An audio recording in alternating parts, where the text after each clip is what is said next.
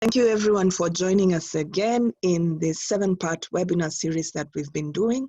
Today we'll be looking at the consumer behavior.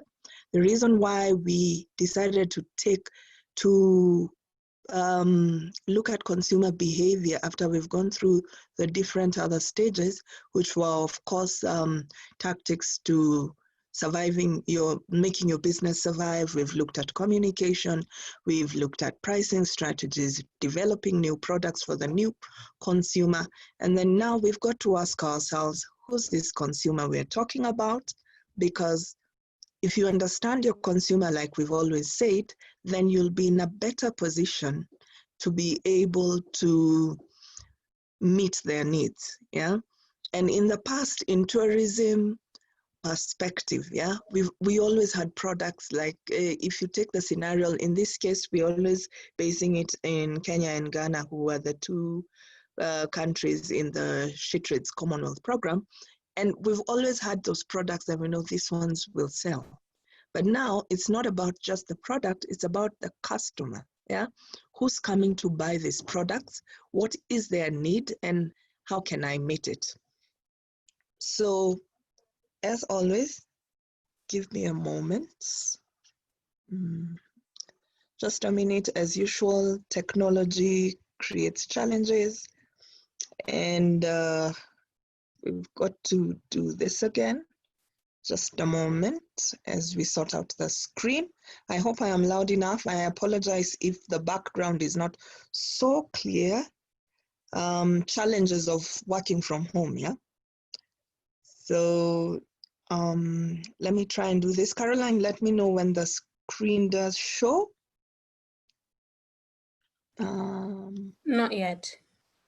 Just a minute. Yeah, now it's showing. It's showing, yeah? Yeah. Let's do this from the beginning. So as I was saying, we'll look at, I usually like to look at the background, like I refer to it, the textbook part of it, who the consumer behavior is, and why is it important for us to understand the consumer behavior, especially in changing times, yeah? Recently, in the last 2 weeks, we've seen some areas starting to open up, restrictions being reduced or, being removed, whichever way you want to look at it. But now we are saying that this consumer is going through something. This person who's supposed to come and buy our products is going through something. And they've experienced it because it is us, yeah? We also know now because we're in the business of selling tourism. Tourism is social, tourism is experience, tourism is people, yeah? And with moving, excuse me, with moving around, there are certain conditions we'll start to see that have been imposed. Yesterday, UNWTO released a guidelines, which I would recommend everybody to have a look at. So then we'll also look at the types of consumer, we'll look at factors affecting consumer behavior, and then now we'll dive into the crisis part of it, which we have been trying to focus. The one thing that I find very peculiar or strange or interesting is that when you look at consumer trends, when we've always sat down to create those personas, yeah, we've always been in a position to develop your ideal clientele. But right now, the challenge that we are all faced with is that who is this who's going to emerge as the new traveler, yeah? Because the situation remains fluid, yeah? We are saying that we're depending on airports, destinations, airlines to all now start complying to the new guidelines that are being put up, think about social distancing in aircrafts, yeah? So we'll start to, we'll look at some of these things, and then we'll also look at the customer decision journey now post-COVID, yeah? There's what we've always known, and then now we've got to think when we are creating this customer persona, how it will be post-COVID. And then we'll also look at the new buying behaviors in the new normal, and we'll also focus it on some various researches that have been done and continue to be being done. So that means that like I say, the situation is fluid, so it will keep changing. And like I always said, our ability to adapt is what will determine our survival. Yeah, because business as usual, we all know that. Yeah, we've had crazy statistics of how businesses will survive or what percent will not survive. So it's our ability to take in what we get now and adapt with it. That is the strength that will keep us going. So to jump in, consumer behavior is described or as a study of consumers and the processes they use to choose, use, and dispose of products and services, including consumers' emotional, mental, and behavioral responses. Consumer behavior incorporates ideas from several sciences, including psychology, biology, chemistry, and economics. And this is something obviously that will come into play because when we covered the topic about regional and domestic tourism, and that being our go-to market now, the question was, is Africa ready to buy from African products? Yeah, do we have that consumer that will buy that trip to a community somewhere in Kenya and do a community-based activity? Yeah, so those are when you think about it, then you ask yourself, why is it important for me to understand this customer behavior? So basically, consumer behavior is important because the way marketers can understand what influences consumers' buying decisions. Yeah. In short, when you understand the needs of this client, then you'll be able to meet their need by producing the correct product. Yeah. Developing itineraries in this case that meet this client's desire. So it makes it easier for you to appeal to them and for them to be convinced to buy. So by understanding how consumers decide on a product, you can fill in the gap in the market and identify the products that are needed and the products that are obsolete. Understanding consumer behavior is the key secret to reaching and engaging your clients and convert them to purchase. Yeah. So basically understanding them, you'll be able to give them what they need and it will be easier for you to make a sale. Yeah. Last week we were talking about your staff and how you can build them because the staff will be the ones responsible talking to this consumer and saying, hey, look at our new product. Yeah. Hey, we've developed a product that matches your economic needs. Yeah. So then you look at factors that influence consumer behavior. Number one is personal factors. An individual's interests and opinions that can be influenced by demographics, age, gender, culture, etc. Now, personal factors will play a big role coming out of this, yeah, because people's interests have changed, and we'll see that later on as we go through the presentation. Because whereas people used to go because I have heard this is nice, now statistics are saying that people will be more inclined to looking at nature-based products as opposed to products that are not what would be the right word to use? But basically, they'll be interested in that original, authentic kind of interests. Yeah. Then there's the psychological factors. Psychological factors here. Then you've got to start thinking of the impact of what COVID has done and how it will impact the change. Yeah. What you give, what you get. So these people, what have they experienced through COVID? What have they seen? I mean, all of us are thinking, in my perspective, I've always liked to put it in my way because I travel with my family, and I'm thinking right now, even going to the supermarket, I don't let my kids go out, yeah? And that's just a short drive from where I live, literally 5 minutes. So thinking of taking them now, if we're saying I'm the domestic traveler and you're telling me let's go to the coast, and I would be thinking, if I'm going to use the train, how's the hygiene there? What's the safety? If I'm going to use a flight, will they have followed the rules that we've been told?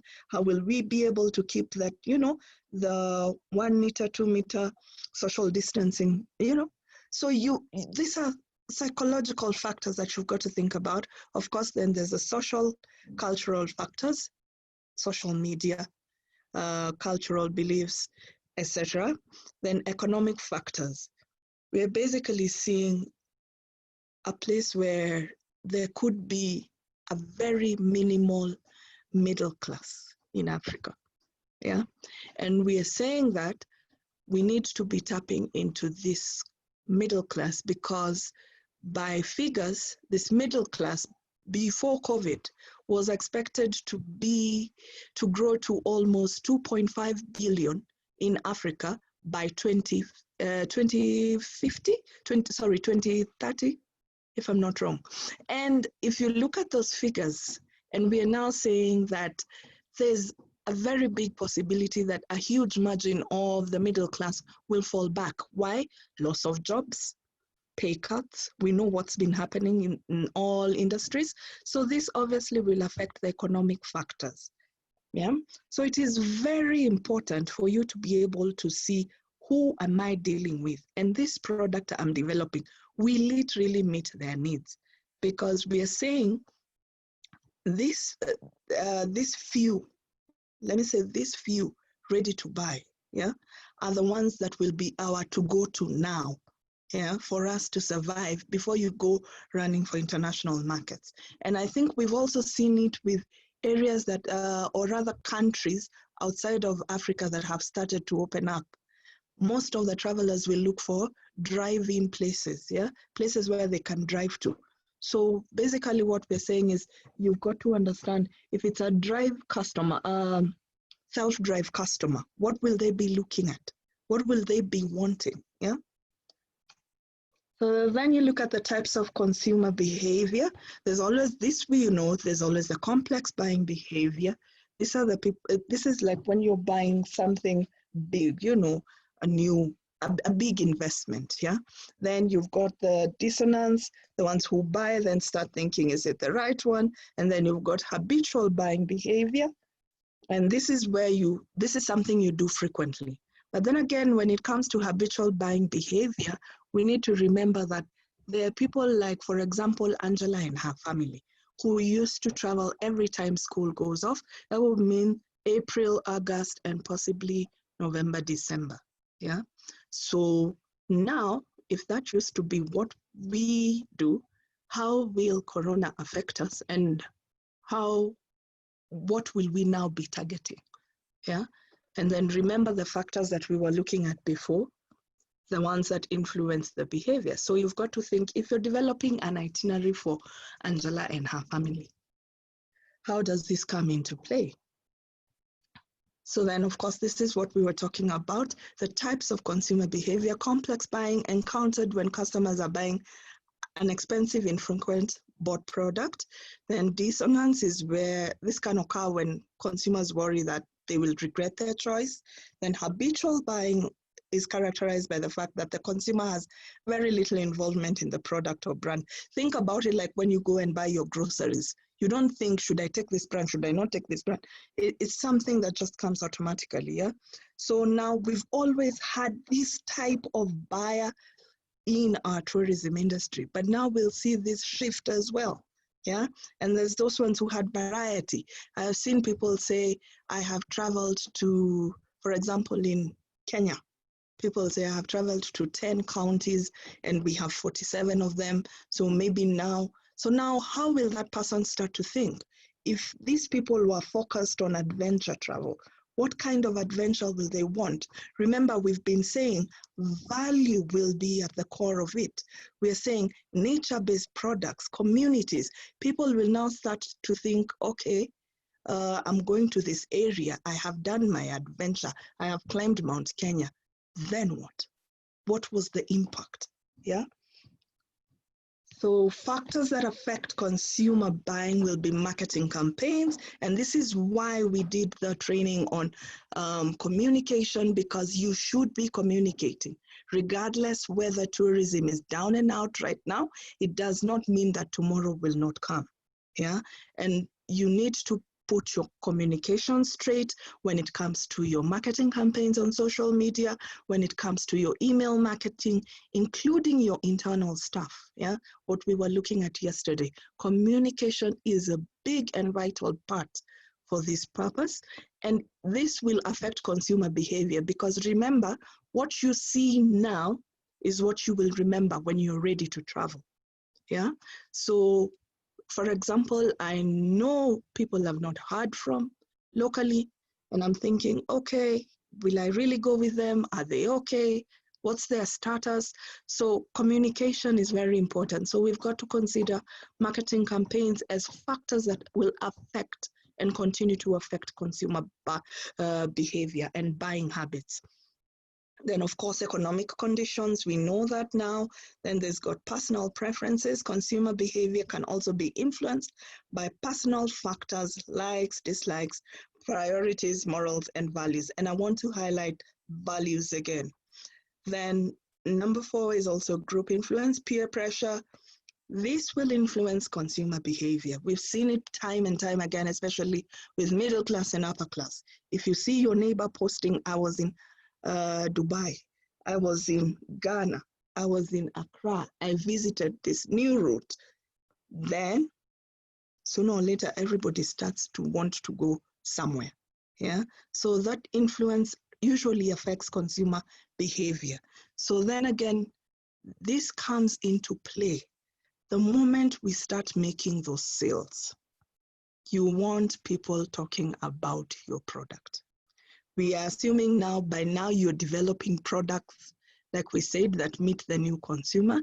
You're developing product that's our value. You've considered sustainability in every aspect of that product, from the person who meets them at the airport, to the people in the ground, to the local communities. You have considered the whole supply chain. That is what we said would be our perfect and preferred product. Yeah. So we want these people going out there and influencing, because it will also impact the growth of your sales. So then again, we ask ourselves, what are the scientists saying? What are the researchers saying? So I looked at this research and I found it quite interesting, because I've been looking at various researches, and one of the things that stood out is that these 3 things are constant in all the researches you'll get. They will tell you the type of consumer personas you'll see, they'll tell you the kind of preferences they'll get, but these 3 have remained constant. Number 1, consumers' attitudes, behaviors, and purchasing habits are changing, and many of these new ways will remain post-pandemic. There's something I've heard many of us say, after Corona, we will. What if there's never an after? Yeah, because now we hear of a second wave and possibly even a third wave. Yeah, so what if there is no after Corona and we have to live with it? Yeah, so these attitudes, the behaviors, these purchasing habits, people asking, where is my food coming from? Yeah, it's no longer about we have this cuisine, we have that, we have the best chef. People want to know, is this food grown locally? Those are some of the things people will ask, because with being threatened, humanity being threatened with the very existence of their life through health, people now will start to see health, wellness matter. That's a fact. Before COVID-19, one of the trends that was steadily growing was wellness travel. Yeah, and I foresee now wellness travel will probably grow more, because now people have started to embrace wanting to be healthy. So they will start asking, where is my food coming from? I know we've always had the question of things like meat, is it halal? So we'll start seeing these things being asked for, and they will remain, and it will be now a constant. It will be a new normal. Yeah, you know how in itineraries we'll say you will have a sumptuous lunch, it will be this, this, and that. Now we'll start to actually tell the clients that you're going to have an organic meal that comes from, you know, all the meals purchased in this lodge are from the local community who practice ABC, you know, because that will be of interest. Yeah.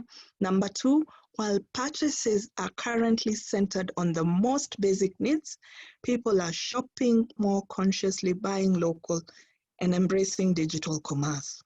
Digital commerce we highlight. Why we highlight digital commerce is because you need to make yourself available. If it was other days, we would probably be having this meeting somewhere in my office, maybe, you know, we would take a meeting room and all the Kenyans would come in. Ghana, we would do the same. But things have changed. You've got to be visible. You've got to be seen. You've got to be heard. Yeah. And everybody will be fighting in the digital space. Yeah. Everybody wants to be there. So then again, you've got to ask yourself your unique selling points. Remember your unique products and how you communicate it. Yeah, you've got to think of how can you enrich your content. Content is everything. Yeah, so you want to build content that people will see and will be attracted to so that they can buy. The number three, to manage isolation, consumers are using digital to connect, learn, and play, and they will continue to. So digital is a must. Conscious buying is a must, and most of these things will stay. That is a fact, yeah? Then we jump into getting to know the consumer in crisis. Who's our consumer, basically? So consumers are deeply concerned about the impact of COVID, both from a health and economic perspective. Actually, health comes number one, then number two is economic perspective. So when we did the talk or the webinar on pricing our products, yeah, I want to highlight again, we need to understand the different strategies of pricing, because this will also move us into the next level when we are selling our products, yeah. So pricing will play a big part, but value will play an even bigger part, yeah. So it has to be the two. People will want to pay for something that they know there's good impact, yeah.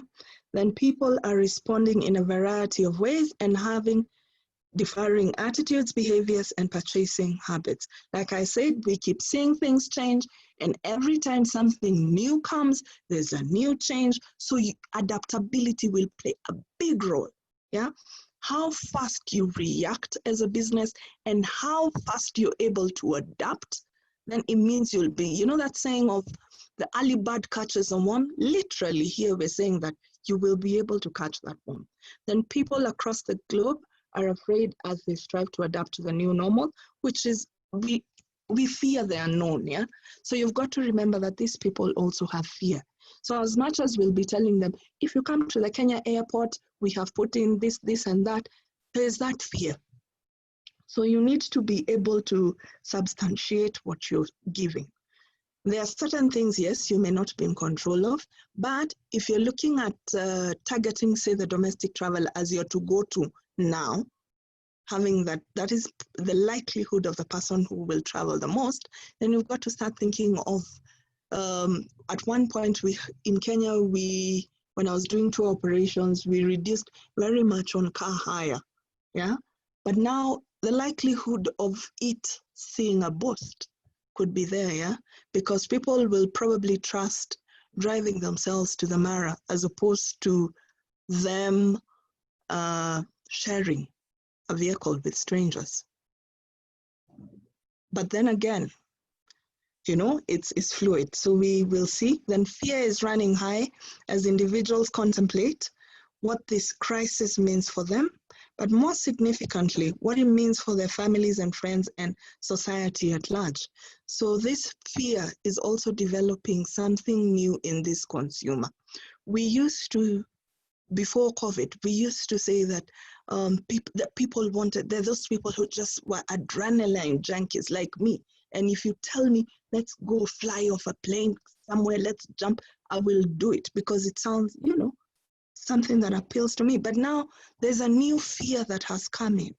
And this new fear, we've got to find ways to gain trust. We've got to find ways to, sell to someone something that they believe in. So my call to you is that when we are developing these products, these new products for this client, and we are saying we want it to meet their needs, can we give them some form of reassurance? Yeah, give them some form of reassurance so that when you're in your supply chain, yeah, and we'll be looking at supply chains next week when we look at developing sustainable business models, because supply chains contribute to the type of products and the value that comes with the products that we offer these clients. So we've got to start synthesizing to the lodges, which they know, the lodges, the airlines, they know that there's a need to give that reassurance of health and safety. People want to feel that their needs are being catered for and they're not putting themselves at risk. So when we look at consumer decision journey, we always used to say this. Step one is always the awareness. You create your nice brochures, go to WTM in Cape Town, put them there, and boom, people know about your company and what you do. Then they start considering, then the purchase, the experience, advocacy. This is what we used to know. But when we start talking about this new emerging, or rather developed, because this client was still, it was still Angela, yeah? But now she's developed, yeah? Her thought in making a decision will be different. We all know that usually this is how it happens. But now what we are basically saying is that in this consumer decision journey, we will start to ask awareness. The first thing is for a company, are you digitally fit? What do I mean, are you digitally fit? I've kept on saying everybody's in the digital space. Look at us now. We're having a webinar as opposed to a training somewhere in a hotel or, So are you able to be found? Yeah. One of the tricks, and I usually say, is that our websites, if you want your website to rank higher, and I stand to be corrected, the content needs to be growing. Yeah, it needs to be changing. You need to be updating your content. So content will play a very big role in this awareness. Yeah, it's no longer about the very nice brochure that you've made, or you're being at ITB, being at WTM London, being at all these venues. It's now about being found in the digital space. Yeah, what messages have you communicated? And digital, I mean even the emails that we said we should send out to clients as follow-ups, just to see how they're doing, just keeping in communication. Yeah, so that will play into the awareness. Then consideration. Now we are no longer just talking about safety or security. If you're from Kenya, one of the things we always used to think about is security because of the attacks we've had in the past with, say, Al-Shabaab. But now we are basically saying this consumer will start to consider health and safety. How is that lodged? What is the difference? How is the food put? Is it buffet that everybody will be touching the same spoon and serving for themselves? Or are we now saying we'll only have a la carte meals? Then also when we talk about the meals, are they organic? And then when we talk about this lodge, what does it do for the local people? Sustainability will play a key role. Yeah, it will play a key role. Yeah, consideration now when this client is deciding to buy will move further from the lodge has a king size bed and you have the view of Lake Victoria. Yes, those will still matter, but you'll be now needed to go further in detail. Yeah, so this also means that our product knowledge and what we are putting out there needs to go a notch extra higher. In fact, it's not a notch, it's extra notches higher. Yeah, because all the little things that possibly didn't matter will now start to matter. And then, of course, when it now comes to a purchase, part of the decision, economic appeal will also matter. So now what we are saying is that when you look at the pricing strategies we were looking at, and we are saying you already have, this is to your to-go market when restrictions reduce or the markets start to reopen, you've got to consider economic appeal. And one of the trends I can tell you I have seen is that middle class will decrease. So that means competition will also be high. Everybody will be competing for that middle and upper to purchase. Yeah. So a proper pricing strategy, a well thought out product will all play out in this decision for the consumer to make a purchase. Then, of course, after you sell, there's the experience. Remember, you have to honor what you did. This we know anyway, as tourism operators, we know that the experience really matters. It's no longer about see that, see this. We've heard people will be looking for more local experiences. People will be wanting authenticity, not just the word anymore. They want to actually feel it. Yeah, people will be looking for what is it? What impact have I created in this community that I've come to? And then, of course, there's advocacy. Advocacy will now play a role when you get the referrals. Yeah. So remember, if you get this right, then they will go and refer to their people. They will post on social media. And then, of course, it now helps you with the whole chain again. And you start all over again. Are you digitally fit? Because when advocacy comes into play, what do? Run to TripAdvisor, run to, social media to search, see if you have a page. When was the last time you posted? How many people responded? What were their thoughts? So those are things that will come into play.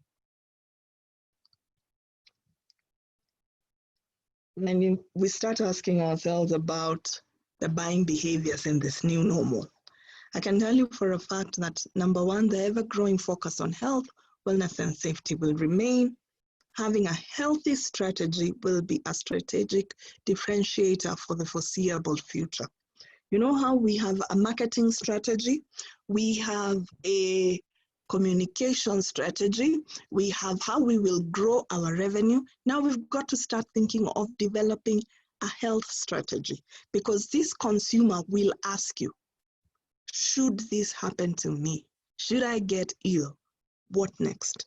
You know how we've always had that in operations, you always have like a crisis plan in case a client gets an accident on the way to, there's your PR, you've planned the speech you would give the media, you've planned. So now health becomes part of it. Yeah, you've got to start thinking of what's your health strategy as a business. Yeah, something that we never included in our business strategy models. Yeah, we always thought about maybe health, you think of insurance for your staff, but never really about the public, the ones you're selling to. So demand for proof of adherence to global health and safety protocols will be a requirement beforehand and will be part of our itineraries and pre-information. They expect this to be communicated. The consumer, they want to have been told that, yes, we know Kenya is ready. They've said that from the airport at Jomo Kenyatta Airport, they will have safety protocols, blah, blah, blah. But what about tour operator BCD? Do they have safety protocols? Yeah. Consumers need to be convinced that they can have their desired experience, but not at the cost of their health. So they won't bargain. Here they will not fold. It is a no-no, which anyway, think about it. If you're targeting someone like Angela, I always like to use Angela as the client, yeah? And she has 2 young kids. Will I compromise my experience because I have this desire of experience to go to, say, Lake Turkana at the cost of my health, knowing that there's no safety protocols of where I'm going? No. Yeah. So developing new products for post-COVID will require consideration of healthy and safety protocols and guidelines. Number two, in this new normal, we'll see a rise of a conscious consumption, which is great for SDG number 12, which looks at responsible production and consumption. And whereas environment, social topics were previously of interest to only the minority of buyers, now they will be the center of the purchase. They will ask those questions. Sustainability topics will no longer be just nice to haves, things that you add extra tab on your website, something you say we do, but this will actually matter. I was talking to someone today and she actually pointed out it's no longer about we dug a borehole for them. Yeah, it's finding sustainable solutions that work in these communities. That is what will appeal to this new consumer. No longer will great advertising, great products, or low prices suffice to create awareness and preference. Buyers will demand transparency in what they're buying, as never again will they want to be unable to follow the supply chain or surprised negatively about the origins of their purchase. Now, I found this very interesting because one of the things that the researchers were saying is that everybody knows at the back of their mind, COVID-19 originated from a market, a food market in China, in Wuhan. So this automatically sparks something in people's brain. So they will start to ask the origins of their purchase. Where is this from? Where did it come from? How did it get here? So it's no longer about just putting out flashy, nice products. Hey, we've got this. No, people will start to ask these conscious questions because they want to know, how was it produced? Where was it produced? How will I consume it? What will be the impact of consuming it? Yeah. So this also means that the entire supply chain will also be in question in terms of its impact to the environment and to the local communities. So sustainability is no longer flashy, it's no longer fancy, it is a must. And I underline must with capital letters because all the research is coming out, they're all saying in all the different industries, this is a definite. People want to know the whole chain from A to Z. If I am consuming this product, what is the impact? Yeah. So it's no longer just something for people to say, I'm a sustainable, conscious company. I've got this certification. It's not about that anymore. Yeah.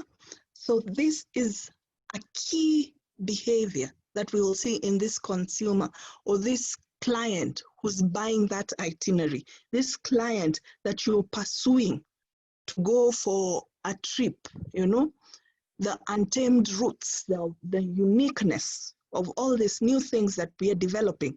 Yeah, when we talk about restarting and redesigning, all these things we are doing, all the rebuilding, restarting, redesigning, refurbishing, any word with the they'll start to ask about the supply chain. Remember now it's about A to Z. Yeah, so it's about the impact to the environment and to the local communities, not just about the economics. The third, of course, I've said it before, is the growing love for local. As a guarantee, destinations closer home will appeal more than the long-haul destinations. Like I've said, domestic, regional, those are your to go to, your intermediary into the next step, into the next, until travel opens up internationally. The current situation has also stirred interest in buying local and thinking of the extended supply chain in tourism and the impacts of the supply chains. Consumers will now have a keen eye on lodges, hotels, airlines that sell local food, have local art, etc. Why I want to highlight this is that I've seen it especially with our lodges, with our beach resorts. You walk into a hotel, you find there's Italian cuisine, there's what. Why is it we don't have African cuisine? Just throwing out, yeah? People will start to ask for it, yeah? People will want, Ghana, I don't know if you have jollof rice, but they'll start wanting that, yeah? People will start wanting meals that are local, yeah? So purchases will be based on authentic experiences created by the local communities. So now, as tour operators, yeah, we're not only being called to be creative. Yeah, you know how we make our itineraries to look very flamboyant? Now, it's not about flamboyancy anymore. It's flamboyancy and authenticity, experiences, consciousness. So this new normal, this new customer, this new buyer will expect us to be thinking of all this in wholesome. Yeah. When we start to think of profiling the new customer profiles, you can think of the local maybe day trips. You can think of families with kids who will probably want to take their kids because they've been in the house for so long. You know, you can start to think of experts who are going to be in the country, you know, digital nomads. So those are the kind of people you'll be selling for or selling to. And these things will be required of us. Yeah. So it's not just saying, I have developed an itinerary and I think this is the way it should go. It's this and. Yeah. And there's probably going to be more ands as the situation unfolds. So what would give you a competitive advantage to attract this consumer? Number one, be digitally fit. We're all on digital. We will all stay on digital and we will continue to be on digital. Number two, health and safety guidelines adherence. You need to reassure your customers that this mix, my product is, number one, I have a unique product. Number two, there's health and safety in it. Number three, it's sustainable, inclusive. And number four, like I said, adaptability. Be flexible with the situation. I think one of the biggest challenges we've seen in the country and across the globe is that people are stuck with, you know, all the T&Cs, the terms and conditions we had set, the booking policies. Those are things we now have to redesign. We have to rethink. When you're being given contract rates with the hotels, the lodges, the airlines, you've got to now start saying, okay, can we re-examine how this works? Because what happens if you're hit with what happened in March? And all of a sudden, within a week, everything has come to a stop. Yeah.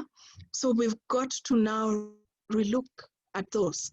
You could design the very best product, sustainability included, health, but if your terms and conditions, again, are not meeting this need of emergency in case there is one, then sadly, then customers will get scared. We need to remember that very many of these consumers are currently in debates with online platforms, with TOs, TAs, on their refunds, non-refunds. We've seen that go on. We've seen this with the airlines.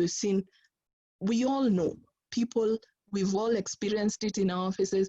We are in that tussle of, where is my money? Will I ever get my money? Can I move my money? So now we've got to find new ways of working. Tourism has to wake up to a new dawn because there's a new customer. Hello? There's a new customer telling us what they want and what they expect. Yeah. So when we thought our work hard having to understand the various people, now we are saying that things have changed and we've got to move with the situation, adaptability. So then again, yeah, how do you stay connected with consumers? When I think of consumers, I was like, when we all talk about this everybody's saying rewrite the story, reset, restart, renew.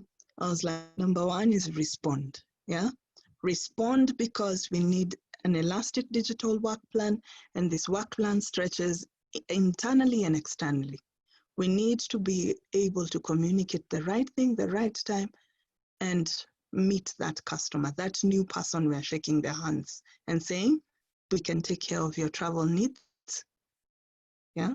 So we also need to reshape our marketing plan around the new demand and purpose. You remember what I said about communicating all your marketing strategies have got to put this new client we've got to take this persona and say, this person will be thinking of 1, 2, 3. My target is this market. So this market should, make sure that you're aligning your strategies to your products, to your beliefs, and to the beliefs or demands of this customer, because where that meets that line, that fine line will determine whether they buy and whether they also advocate for you as a business. Then the second would be reset, redefine relationships with consumers, customers, and employees, and reimagining your organization and ways of working. What it means basically redefine your relationships is that, do you have a customer base now? What have you said to them? When was the last time you sent something to them? Yeah, rethink and redefine relationships with the ecosystem partners. Why I say with the ecosystem partners is because if we are talking about sustainability, there's a time conservation was a thing of those guys, but now it's a thing of everyone. Yeah, climate change used to be a thing of the scientists, but now it's our business. Yeah, it's our business. So we've got to rethink and redefine these relationships with the ecosystem partners. Reconsider your product and service portfolio. This is a must. You have to reset your products and your service to include all these new needs, so that we can actually meet this client. When we sit and say tourism, we're waiting for tourism recovery. I keep saying we're waiting. This is the restart. It is the replay. You've basically been put to the bottom. So you've got to really think on how you bring yourself out to be different. Then the renew, accelerate the move to an intelligent, data-driven operating model. I think every webinar I have done, I have said this. You've got to learn to collect your data, because that data is what tells you what type of clients you get, what your products appeal to. And the first place where you would start a restart would be in that data, because you already have that customer base. This one we are saying you're going to redefine your relationships with. This customer base, was it families? Was it couples? Was it what? How can you extend a message that, you're actually going to give it to them? One of the things we've always said is that in Africa, our biggest challenge in all our countries is data. We've never done extensive research into intra-Africa travel. I want to know of all the Ghanaians, all the Kenyans that go to Ghana, how many of those actually come for business? How many of those come and do leisure products, or is it by leisure? How can you meet that target? If we're saying that our to-go-to market is possibly domestic and intra to bridge us to going back to that international traveler, how are we going to do that? So prioritize plans for post-COVID era, scan market for opportunities. Guys, all these researchers we need to read, we need to get ourselves in those spaces, get as much information as you can, sieve it to see what meets you and your brand, and how you want this new restart to be. You are rewriting your story. You are rewriting what you want people to see. And that only can be done by you. When we used to say, oh, that group of tour operators is controlling, now we're all at the same level. But how we respond, how we reset, how we renew, how we rewrite our story is dependent on what we do now. It's about us. It's not about them. That story of the big fish, the small fish, especially when it comes to SMEs. SMEs are the ones being poised to be in a threat during these COVID times. But I also believe that SMEs are the ones who can rewrite the story of success, because SMEs are the ones who can easily adapt to the changing situations, to these fluid situations. You can easily say, We are going to now develop a route here, and we will follow these protocols, and we will make sure our whole supply chain is actually looking at DG number 12. Yeah, so that is really dependent on you. So you basically what we're saying is that we need you to rewrite that story, and in a responsible manner. As a parting shot, I looked at this and I was like, this basically sums it all up. Know what your customers want most and what your company does best. Focus on where those two meet. I think throughout this one almost past hour, I have basically been saying that if you understand your customers and what they want and what your company calls uniqueness, then at that point, then you will be able to start make money because you'll be meeting their need. So with that, and without further ado, I want to keep quiet there. I hope you all had a good time. It's always a pleasure to have you here, and we look forward to the next session. Caroline, over to you. Thank you so much, Angela. So now I'll open up the floor for questions. Let me just set the mute people to, they can unmute themselves. Okay, so yeah. Anyone whose microphone is working, you can now unmute yourself and you can ask Angela a question. For those whose microphones are not working, you can just type on the chat function and then I can read out the questions for you. Hi, Alyssa, I saw that your microphone was unmuted.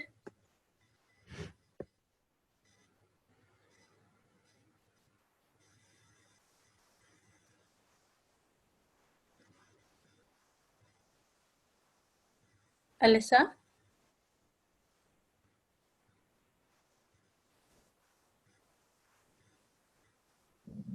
Hi, Caroline. Hi. Yeah, can you hear me? Yes. Okay. I'll come in later, so let's carry on. I'll think on my question to ask, but not now. Okay. Does anyone else have any questions?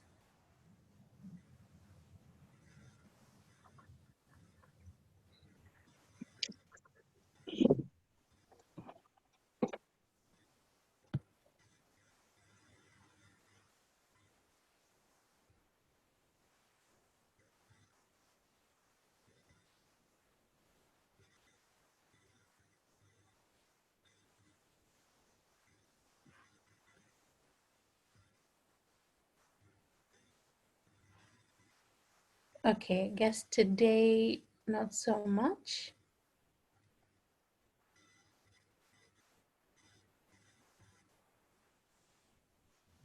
Yeah, Caroline, for me, it's straightforward. The presentation is good. What we have to do post-COVID. So everything, I think I'm fine with it. So the presentation is fantastic, so I'm fine. Okay, that's good to know.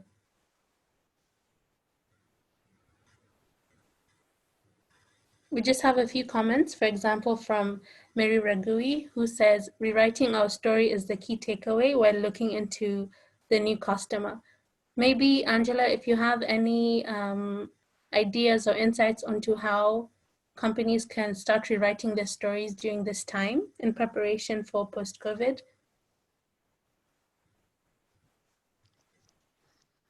Caroline, I think one of the things we need to do is look at the content that we're generating. Yeah. So we agree that the products we were selling, we can't just pick up from where we were.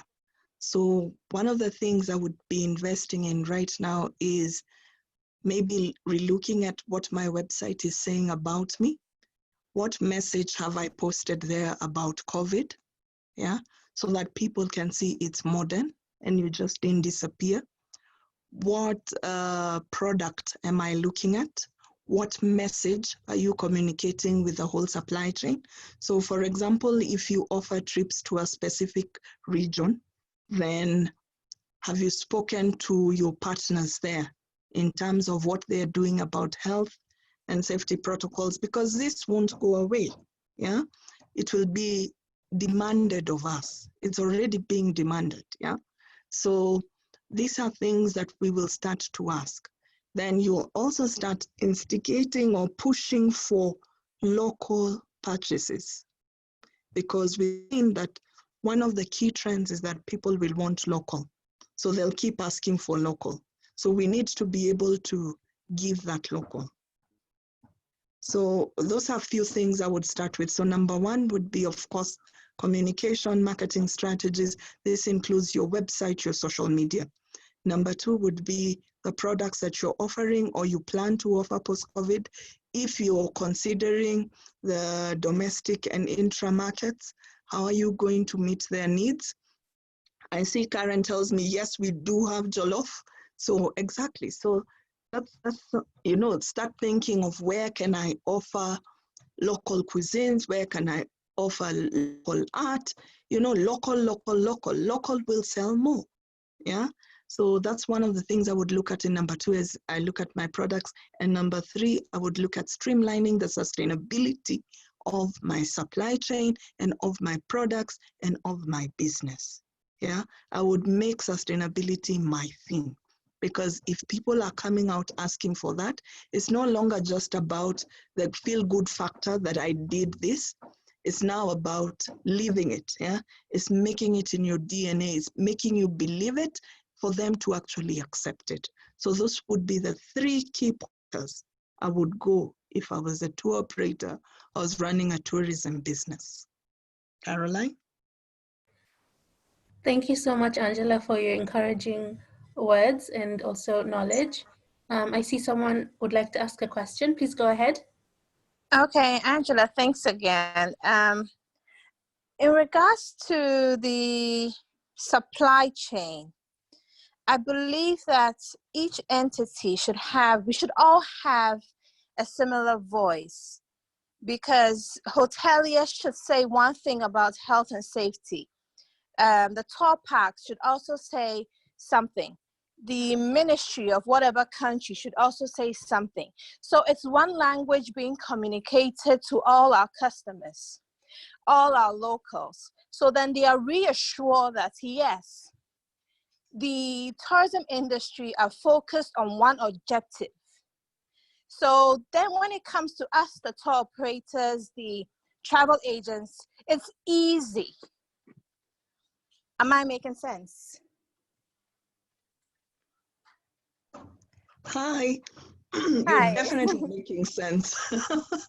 I wanted to say, in fact, when it comes to the supply chain, yeah, BSOs also play a part. We all have a role to play. But one thing I found is that doing different certification schemes for sustainability is that the biggest responsibility lies with you as a company, yeah? Let me give this example. Every time you're selling hotels or airlines, do you communicate sustainability best practices to them?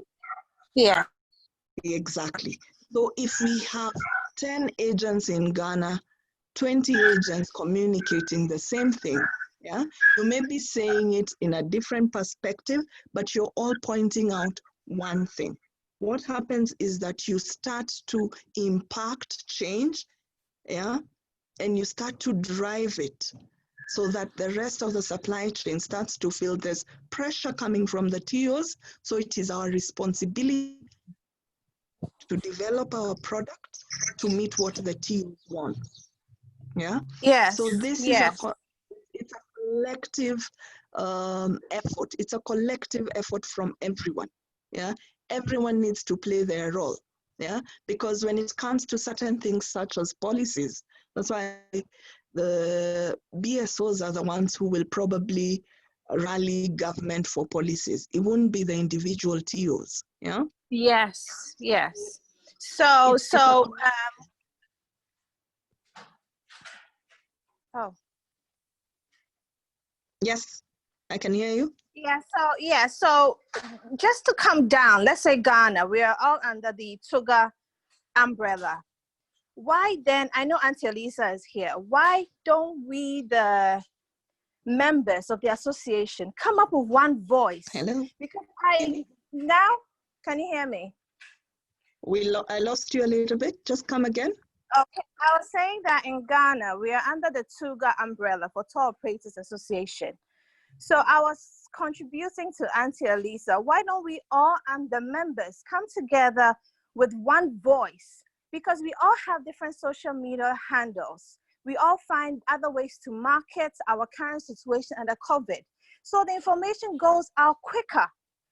Now I have so much time. I go through a lot of Facebook pages, competitor travel agents to see what they're communicating.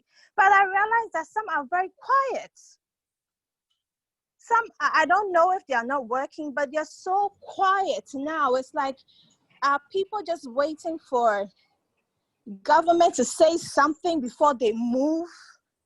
You know, so if government is not saying something now to move, why don't members come together and make it work? It's just simple communication. So we know that fine, safety and health, all our tour sites should have some sort of mechanisms in place. But there's nothing. I'm not getting even the communication from anyone. Yeah, hello. Can I come in? Yes, Auntie Elisa. Karen. Yes. Yes. To add on to what you said, this is fantastic. So among ourselves, after the presentation, we have a platform. We can discuss this issue. It's fantastic. And this is what I'm even looking up to. We will all meet and we will discuss as to what to do based on the presentations that we've had from Angela. So this is among us. You are suggesting, but we will have to implement it. But we will have to meet and discuss all of these. Yeah, so it's a fantastic idea. Okay. Hello. Thank you, Angela. Thank you, Auntie Elisa. Most welcome. Caroline? Hi, I just want to, this is Yvonne. Okay. I just want to touch base on what Karen just said. I actually just got off a webinar for Singapore. And it was basically, you know, about different tour operators, different hotels coming in together and having a presentation and, you know, telling us what they are doing once, you know, their borders are open, you know, with the COVID, how social distance is going to work, how the hotels are going to operate. But again, just like Karen said, in Ghana, we don't have that. I mean, everyone is just doing what they want to do, or they're just mute and quiet, which I don't think is going to be helpful for us. Even, I mean, for me, the feedback that I get from people, they don't really want to stay in the country once the borders are open. People want to get out. Therefore, if people from my country want to get out of my country, and let's say other people from other countries want to come in to Ghana, there's nothing that says, okay, when you come in here, you know, these are the precautions that we're taking to make sure that you're going to be safe, or make sure that you're, you know, you're not going to, quote unquote, catch the COVID. Therefore, I think I don't know who Karen was speaking to. I'm sorry, I didn't get the name properly, but what you are suggesting is very, very good, because we have to come together and make sure that something is done. Airports in even Bangalore are putting out videos on how check-in is going to be like, you know, how your travel is going to be like with their airports, and there's nothing has come up for Ghana. So really, if I'm not selling let's say Singapore, Dubai, and I say, okay, because of COVID, I want to promote Ghana, what am I going to say? Stay safe when you come in, what? So I think it's very important that, you know, we do something, or there's a voice that has to be heard. I mean, that's my opinion. Thank you. All right. Thank you, Yvonne and Ghana team. I quite like your enthusiasm. And the truth is that together you can always achieve more. That's always been a fact, yeah? And I've always said that when it comes to certain issues, especially in tourism, yeah, we could wait, and it never happens. But if you're 1, 2, 3 that can actually come together and develop something or initiate something that creates change, and it's positive change and impacts the Ghanaian tourism positively, then you will influence others to do it. The fact that you see there's a gap is that you're conscious that something needs to be done, which already is the first step. Because most of the times, most of us do not realize that there's these gaps that that require to be filled for us to move into the next step. So ideally, maybe you can speak with the SheTrade's ITC team there. I think Caroline will be able to direct you. And then possibly you can do something that will communicate something positively to the rest of the world, to the rest of the tourism industry, that there's actually a group of people who are saying that it is time for change and it's time for responsible change. And we are the ones who will take responsibility into driving this change. Yeah, this very much needed change. And yeah, Caroline? Thank you so much, Angela. And also thank you so much, Yvonne, and I don't know who, I forgot the name of the one who has the numbers written there. Definitely we can all go on a separate platform and then see how best to start communicating. Alyssa, we can work together with this with Choga, with Regina and Esther. If anyone has any other questions, feel free to ask now. Francisca, I see your microphone is unmuted.